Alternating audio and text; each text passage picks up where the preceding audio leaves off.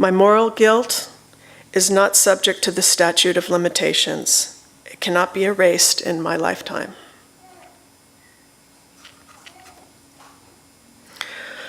Should you forgive Simon Wiesenthal, even if I cannot forgive myself? On May 20th, 1975, we sat facing one another for more than 3 hours at your Vienna-based documentation center, a meeting preceded by a six-month correspondence. It was in fact your sunflower that led me to you. You are right, I wrote earlier. No one is bound to forgive. You showed compassion by not telling the mother of her son's crimes. You showed clemency, humanity, and goodness when we sat facing one another. My trauma led me to you. You helped me a great deal, as you helped the SS man when you did not withdraw your hand or reproach him. Every human being has his burden to bear, and no one can remove it for another. But for me, ever since that day, it has become much lighter. This year we are studying together Karen Armstrong's 12 Steps to a Compassionate Life. And I have already heard just this week from 2 of you who are reading that first step, Learn About Compassion, doing what Karen Armstrong advises, which is having read the book once, you go back through it a second time to actually do the steps. I've heard from a couple of you at different ends of the spectrum of life, one welcoming a new grandchild, and while she was waiting, reading the book and seeing new things in the first step. And then another sitting with a dying parent, reading the first step, seeing something else, given the circumstances. I keep saying that first chapter is academically dense. And Merlin keeps making fun of me for saying that. But I'm saying it to make a point. Compassion is not an academic exercise, an intellectual concept. It's a spiritual practice.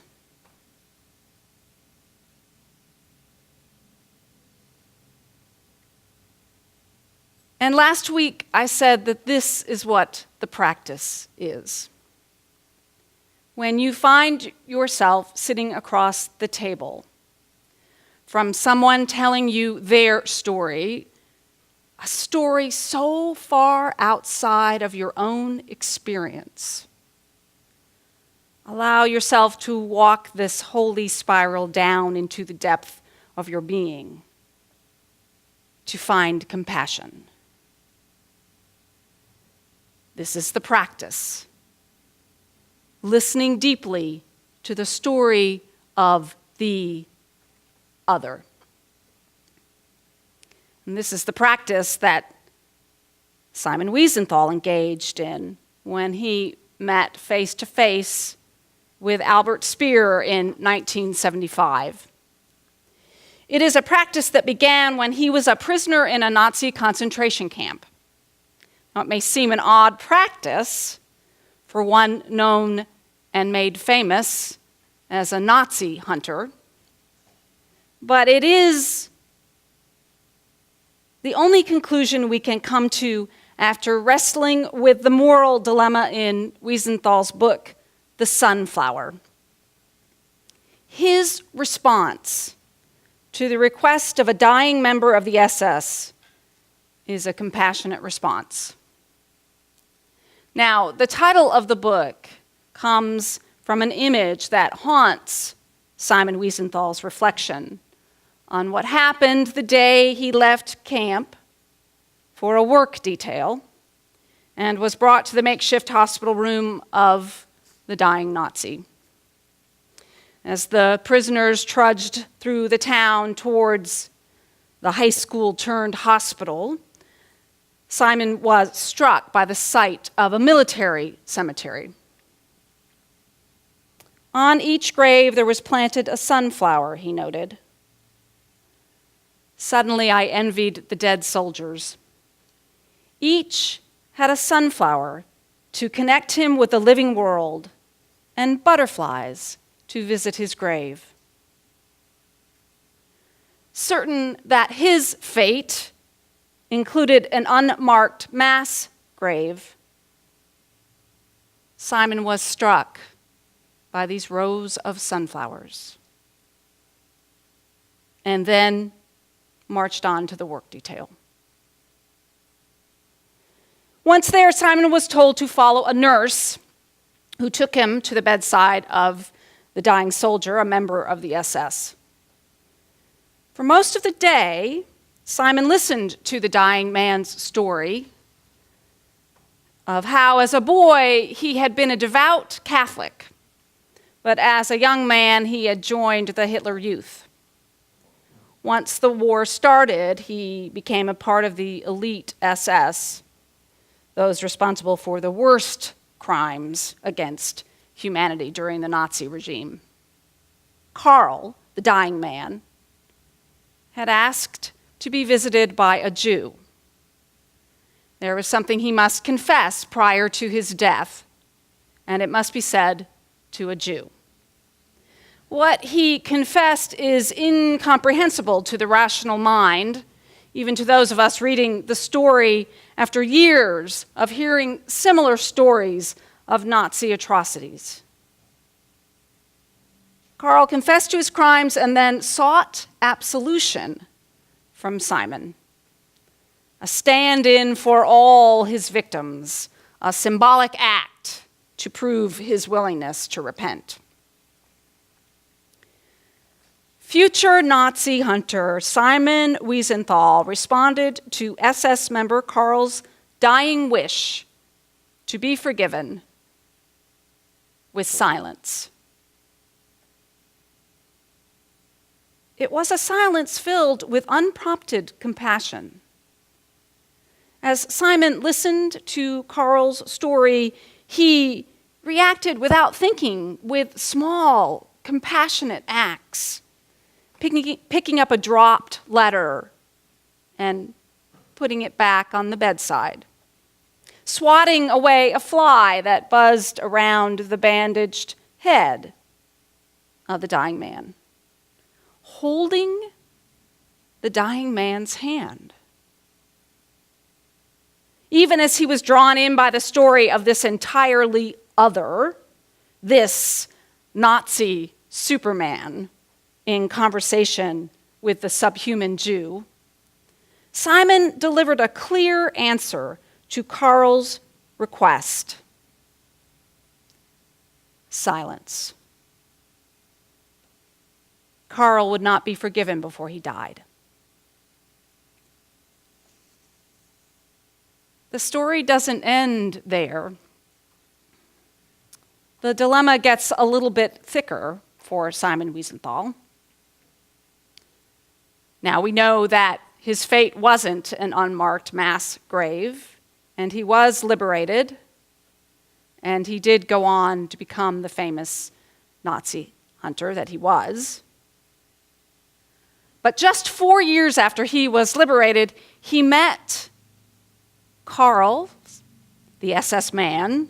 He met Karl's mother because he had been given her address. So he met her. And as they sat across from each other in the bombed-out remains of her home, again, he responded with silence. He decided not to destroy this woman's memory of her good son. He departed without shattering the only solace she had left in the despair of post-war Germany. There are many forms of silence, including what many Jews felt was God's silence during the horrors of the Holocaust. There is also a shared silence when we sit alongside someone who is suffering. This is a silence filled with compassion, where words cannot possibly change anything. This is the silence Simon Wiesenthal offered an SS member and his mother. He didn't remain silent. What he could not say in that hospital room, in that makeshift military hospital, or in the bombed-out remains of his enemy's house, he has told to the world. Over and over, seeking some sort of answer to his moral dilemma. Should he have forgiven Carl? Should he have told Carl's mother the truth? And so he published this story in a book called The Sunflower, published first in the 1970s when Holocaust study classes were popping up all over. There had been enough time for some wounds to heal. And so there were courses in universities and high schools. And the Sunflower became sort of a mainstay of these courses. And he asked the question, what would you have done? And in that book, philosophers and theologians and writers and moral leaders responded. And then 20 years, a second edition was published, and more people responded to this question. Others who had been involved in other genocides, seen other mass violence in their countries, responded, what would you have done?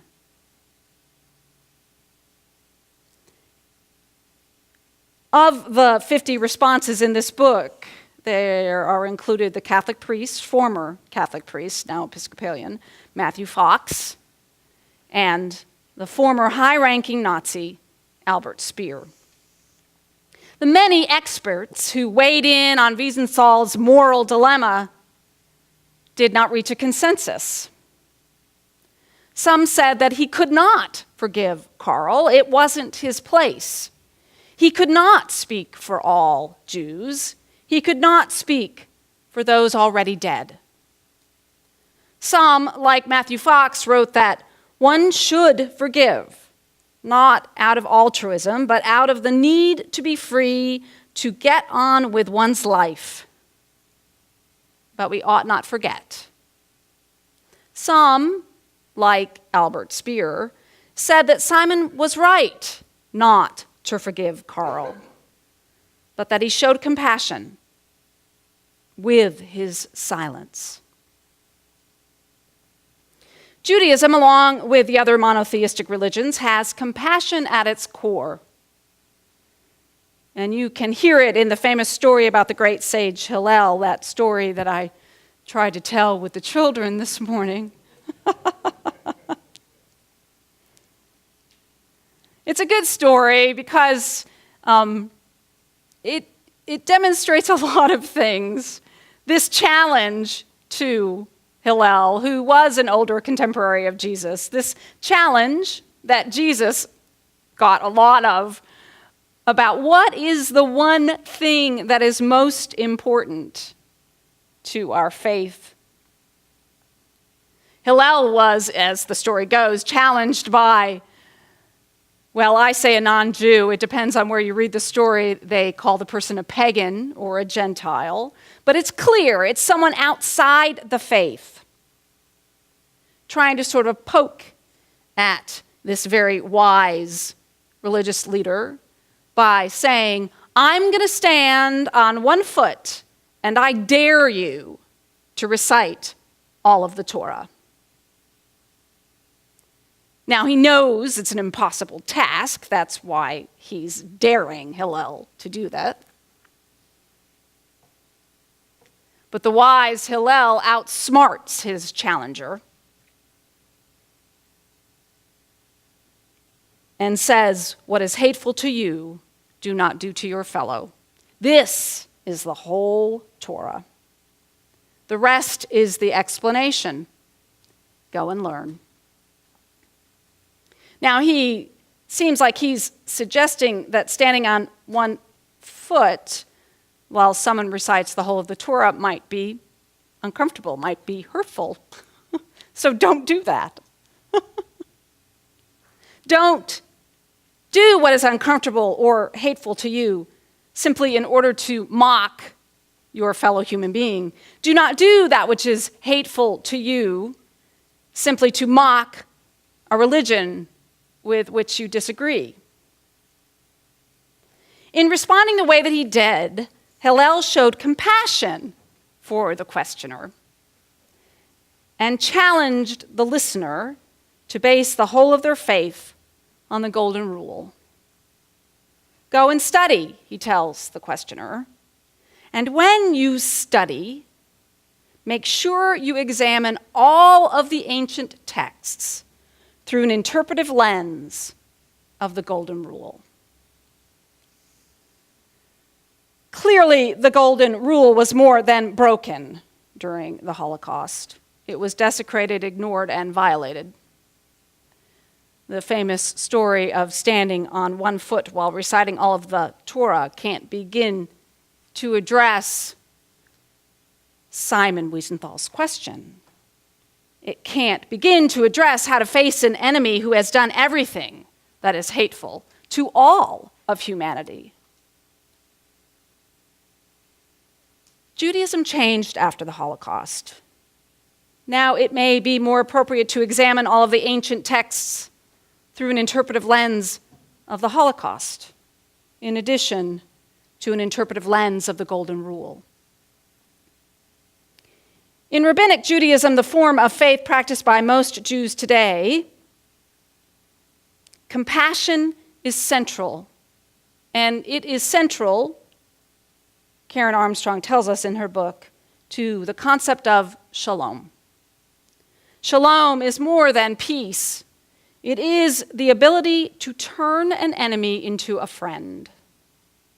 It is what Jews ask of God and of themselves during the high holy days, to move from the throne of punitive justice to the throne of compassionate repair.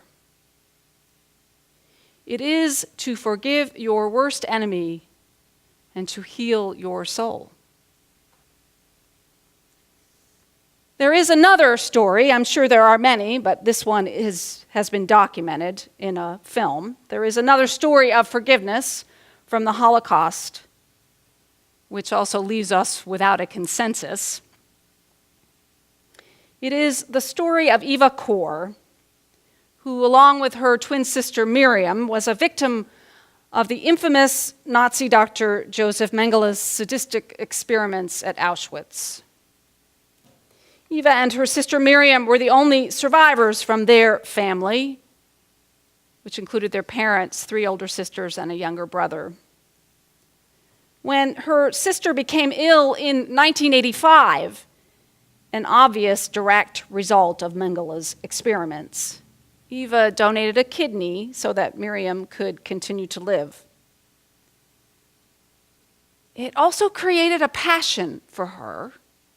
She was determined to locate any records, any written records of what had been done to them at Auschwitz, thinking that that would help with Miriam's health problems.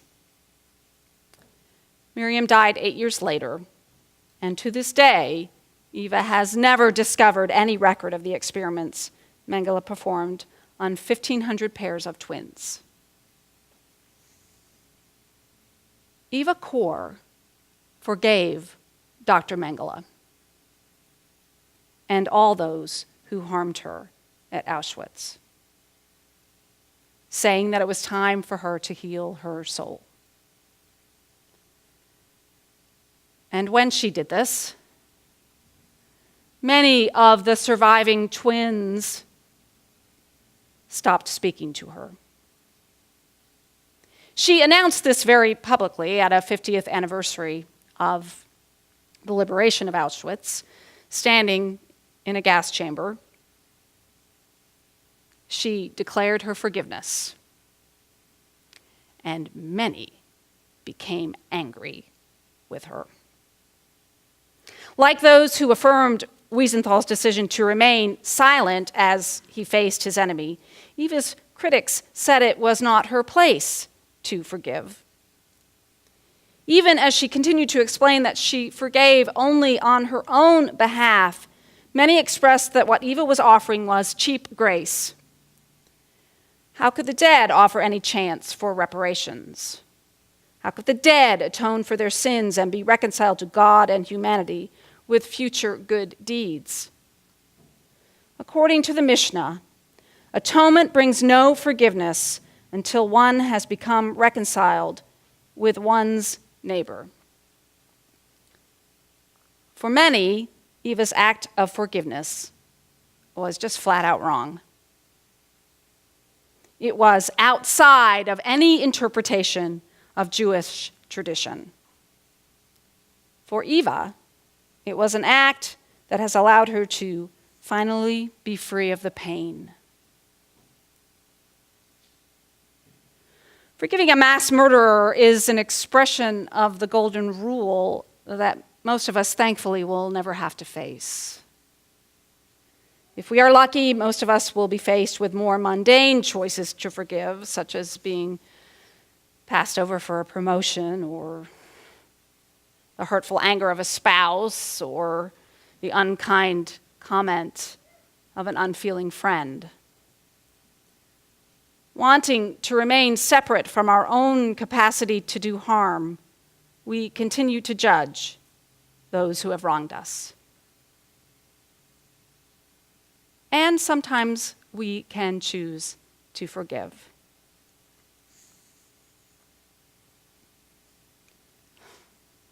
"25 years ago, my father was dying of cancer, and I chose to forgive him. He told me that he felt guilty for dying and leaving my mother alone. And so I forgave him.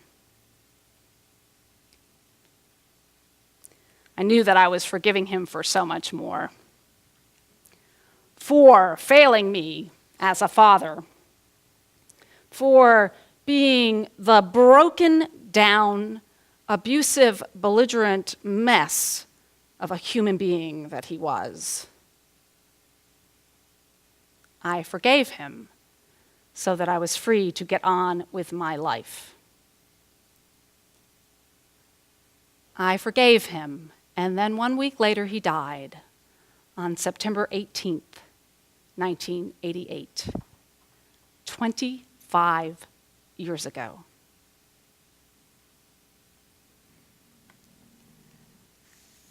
We are done. We are complete. I am free to get on with my life. Matthew Fox wrote that one should forgive. Albert Speer wrote that no one is bound to forgive. There can be no consensus to the moral dilemma presented by Simon Wiesenthal's The Sunflower, or Eva Kor's Forgiving Dr. Mengele. Their stories do teach us. They teach us that compassion can be present, whether we forgive or not. When we live from the kind of compassion that defined these two brave souls, the details of our lives become a footnote to what really matters. Living from that kind of deep compassion, painful details matter less and start to fall away. The way we tell our story changes. The remainder becomes commentary. May it be so, and amen.